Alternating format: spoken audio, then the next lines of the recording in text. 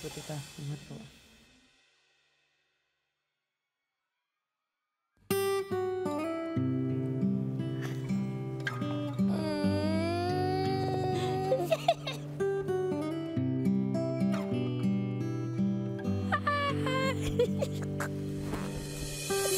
Matapos ang basketball match ay pinatawag ni Kuya sina Batit at Lance sa confession room. Boys, Po, kuya.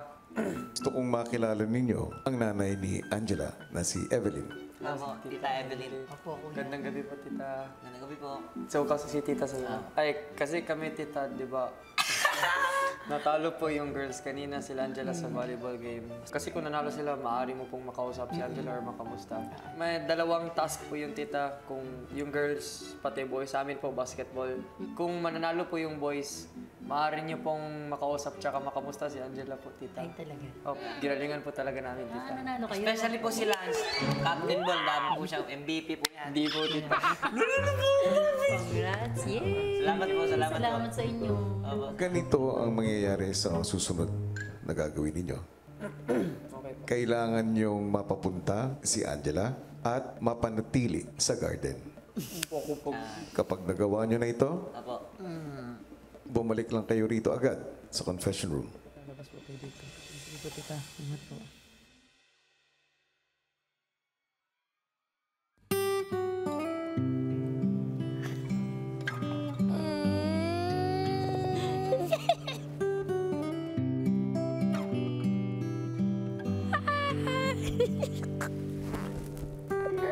Miss ka na natin. Love you. Oh, bakit? Basta ka dito. Basta ka nga. Okay ka naman. Focus ka lang. Huwag ka mag-focus sa isa lang. Baka mamaya, maano ka kay Lance. Baka malimutan mo yung... Oo naman po. Yung dream. Di ba? Huwag masyadong distance. Makakalimutan yun. Masaya ka naman. Masaya. Masaya po sila kasama lahat. Lahat kakaibigan talaga kayo. Parang nga kayo magkakapatid. Tapos sa dinami-dami ng ginagawa po namin dito, di po talaga kami nabibigyan ng as in yung sobrang tagal na moment para ma-miss yung... Talagang useful. Useful ang oras. Miss ko na si Wala kayong time na... Papa. Ganun talaga. Kiss kay Papa. Kay ate. Kay ate. Kay kuya. Eh, mama. Mama. Yun, sarap. Angela, Evelyn, Po.